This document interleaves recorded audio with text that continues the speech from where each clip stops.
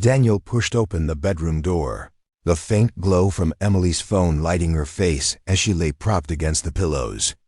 She didn't look up when he stepped in, didn't pause her scrolling, didn't move except to adjust the blanket over her legs. He leaned on the doorframe for a moment, letting his bag slide to the floor. "Long day," he said, hoping to start something, anything. She hummed without looking at him. He asked about dinner, suggested maybe ordering in, maybe just sitting together for a while. She shook her head, eyes still on the screen. "Not tonight, I'm tired." The words were short, final. He changed quietly, the air in the room heavy. Lying beside her later, he stared at the ceiling, tracing faint patterns in the plaster, listening to her breathing even out as she drifted to sleep turned away from him. The words echoed. Not tonight, again. It had been like this too often lately. Excuses, fatigue, distractions, until the space between them felt like a wall. His mind wandered to how it used to be. Nights when she would pull him into the kitchen just to kiss him, mornings tangled in each other, laughing, touching, as if they had all the time in the world. Now the most contact they had was a brush of shoulders in the hallway. He shifted, trying to sleep, but the ache was sharper than usual tonight. The next morning brought no warmth. Emily was up early, moving briskly through the house, already dressed for errands. She barely touched her coffee, kissed his cheek mechanically, and muttered something about needing to meet someone before noon. A knock came at the door just as she grabbed her bag. Sophie stood there, hair slightly messy, wearing a casual sweater that hung off one shoulder. Her smile was warm and quick, the kind that reached her eyes in a way Emily's hadn't in a long time. Emily greeted her sister but didn't linger, tossing a quick, "I'll be back later," over her shoulder before disappearing out the door. Sophie stepped inside, the scent of her perfume faint but distinct, different from Emily's usual floral scent, something warmer, richer. She explained she'd come to borrow a book, but her attention stayed on Daniel longer than necessary.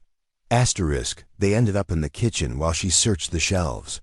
She glanced over her shoulder and said, half teasing, "You look exhausted." "Bored, maybe both." "Emily running you ragged?"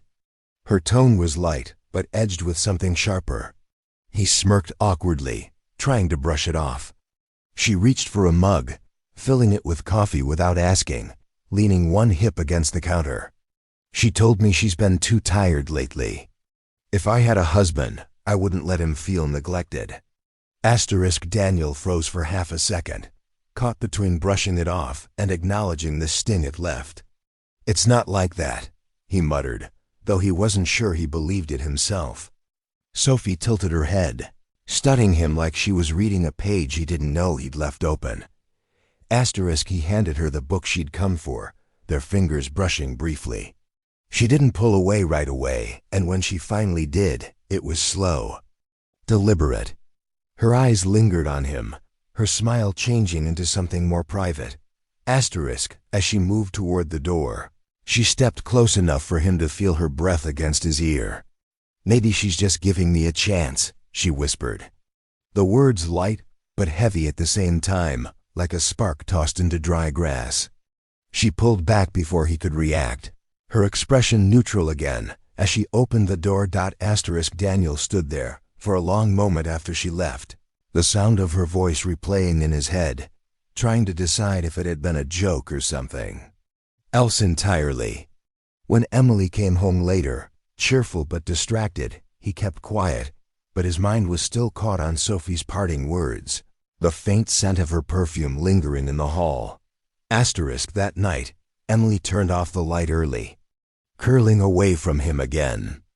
Daniel lay in the dark, staring at the faint line of light under the door, wondering if something had shifted without him realizing it, and if Sophie's whisper had just opened a door he wasn't sure he wanted closed again.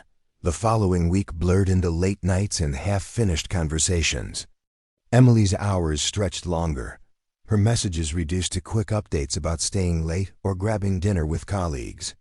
Daniel ate alone more often, the silence of the house a constant reminder of how far apart they'd drifted. On Tuesday evening, the doorbell rang just as he was clearing his plate. Sophie stood there holding a grocery bag, smiling like it was the most natural thing in the world. She claimed she'd picked up too much and thought he might use it. He invited her in, and she settled into the kitchen as if it were her own, pulling out bread, cheese, a bottle of wine. They talked about nothing important: weather, news, neighbor's new dog, but her tone was warm, her eyes holding his a fraction too long. When she touched his arm to pass him a plate, it lingered a moment before pulling away. It wasn't overt, but it was noticed. 2 nights later, she came by again, saying she was in the neighborhood. Emily was still at work. This time Sophie sank into the couch beside him, close enough that the heat from her body bled into his side. She commented on the movie playing, barely glancing at the screen. "If I had someone like you, I'd never say no," she said casually, as though it were a throwaway line. He laughed once, low and uncomfortable, but didn't correct her. He told himself she was just being her usual teasing self, but there was an edge to it now. She leaned in when she spoke, her perfume brushing against him with every word. He found himself looking forward to the sound of her voice, the way she listened like she actually cared. When she left, she touched his shoulder lightly, her fingers curling just enough to make him notice before she slipped out the door. Friday night brought a heavy rain and a power outage that knocked out half the street. Sophie appeared again, holding a flashlight and a smirk. "Thought you might need company in the dark," she said. Daniel let her in, and they lit candles around the living room. The flicker of light softened everything, made the room feel smaller, more private.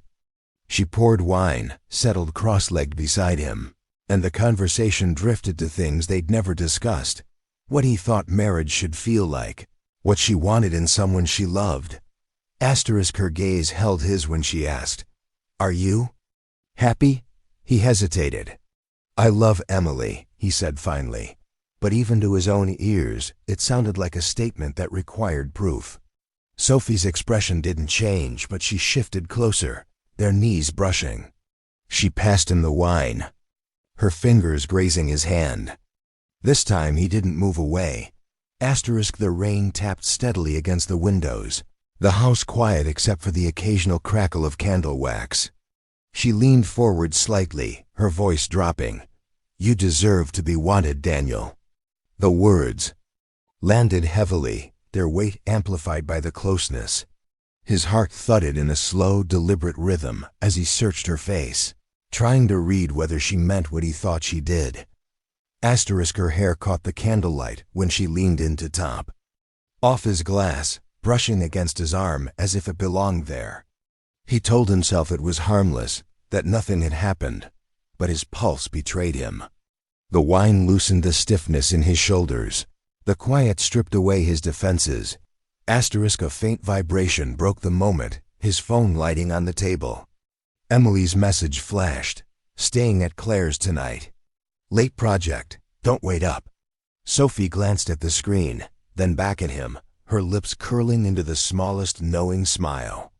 She set her glass down, leaned in so close he felt the warmth of her breath.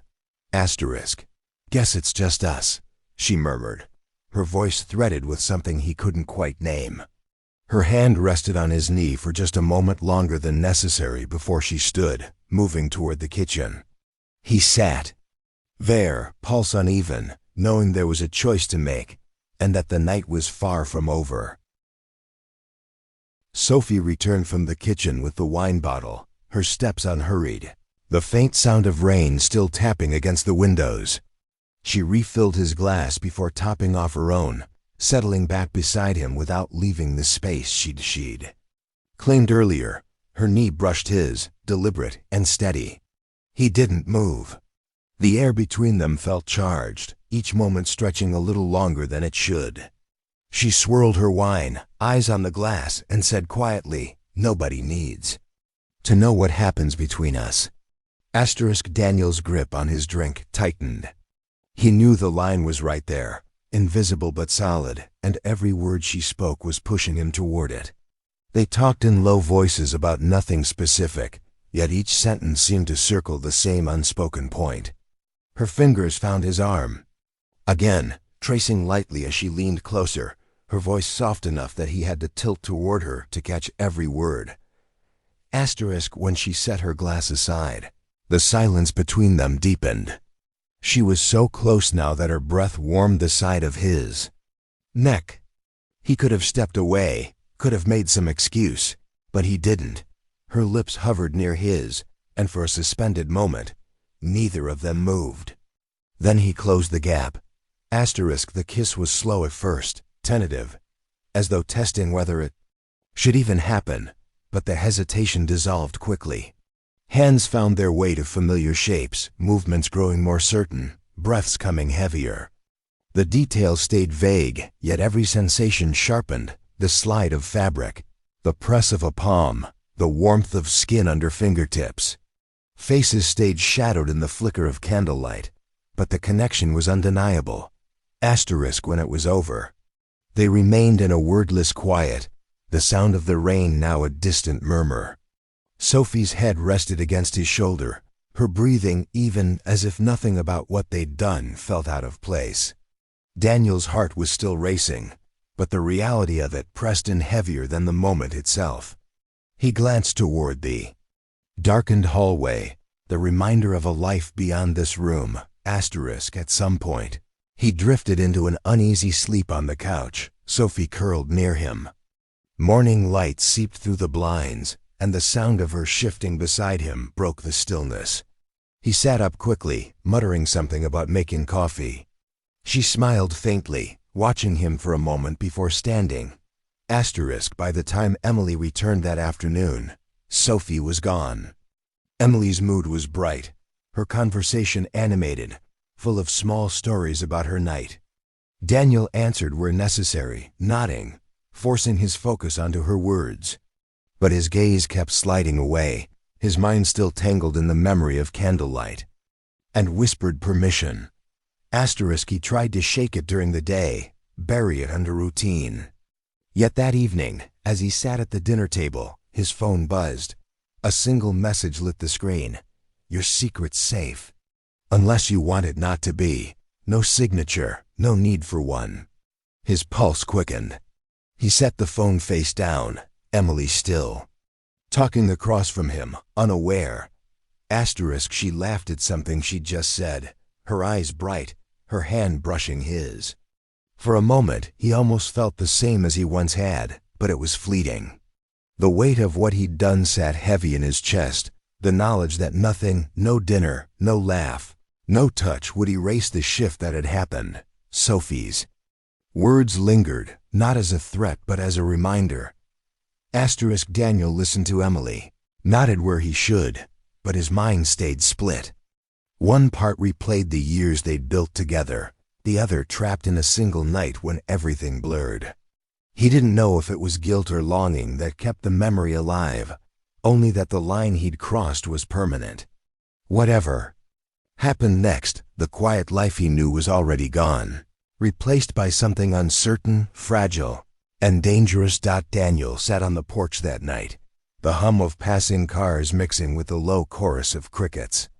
Inside, Emily moved about the kitchen, humming under her breath as she put away dishes. The normalcy of it all felt almost staged, like a scene they were both performing. He sipped his drink slowly, the weight of Sophie's text still lodged. In his mind, he hadn't replied, hadn't deleted it either. It stayed there, silent but present, a reminder that she could reach him whenever she wanted. When Emily joined him, she pulled her sweater tighter around her shoulders and sat close. Enough that her knee brushed his. "You've been quiet lately," she said, searching his expression. He managed a faint smile, blaming work and poor sleep. She nodded, accepting it without pressing. Her trust felt almost cruel in the moment. Days blurred. Emily seemed lighter, more affectionate even, as though she sensed the distance and was trying to close it. But every time she touched him, Daniel felt an echo of Sophie's hand instead, and it jarred him. He avoided his phone when Emily was nearby, not because she might see anything, but because he didn't trust himself to ignore it if Sophie reached out again. It was a Wednesday afternoon when she did. Thinking about you, the message read. Number. Explanation, no emoji. He stared at it for a long moment before locking the screen and slipping it into his pocket. That night, he caught himself glancing at the front door more than once, half expecting her to show up. She didn't, but the possibility was enough to unsettle him. A week later, they crossed paths unexpectedly at a small grocery store. Sophie's smile was easy, casual, as if nothing between them had changed. She walked beside him down an aisle, her hand brushing his once before she reached for a jar on the shelf. "I'm not here to cause trouble," she murmured, low enough for only him to hear. "Just wanted to see if you'd look at me the same way." He didn't answer, but he knew he did. She gave a faint, knowing smile before moving on, leaving him standing there with an unsettled mix of relief and regret. By the time he checked out, she was gone. That night, lying beside Emily, the weight of it all pressed harder. He realized the danger wasn't in Sophie's threats or even in the night they'd shared. It was in how easily it could happen again, how much of him had already shifted toward wanting it to. He had crossed the line once, and now the boundary no longer felt real. Emily stirred beside him, mumbling something in her sleep, her hand resting against his chest. He placed his own over hers, holding it there longer than necessary, trying to anchor himself in the life they had built. But it felt unsteady, like the ground under his feet had thinned. In the days that followed, he threw himself into routine work, errands, shared meals with Emily. Sophie didn't call, didn't text, but her absence was just as loud as her presence had been. Every time the phone buzzed, his pulse jumped before he even checked. He told himself he wanted her silence, but deep down he wasn't sure. One evening, Emily suggested inviting Sophie over for dinner. The words froze him for half a second before he agreed, masking the hesitation. That Friday, Sophie walked in like nothing had ever happened. She hugged Emily warmly, greeting Daniel with a light touch on his shoulder, her eyes meeting his for the briefest moment. Throughout dinner, her conversation stayed harmless, her laughter mixing easily with Emily's. But beneath the table, her foot brushed his once, lightly, deliberately, before pulling back. The rest of the night passed without incident, but when Sophie left, Daniel stood in the doorway watching her walk away. She glanced back only once, a small, almost imperceptible smile curling her lips. Back inside, Emily was already clearing plates, chatting about weekend plans. Daniel joined her, nodding, answering, but his mind drifted again. He knew there were two paths ahead, one where he locked the door firmly behind him, and another where a single knock could open it all over again. And he couldn't yet say which one he'd choose.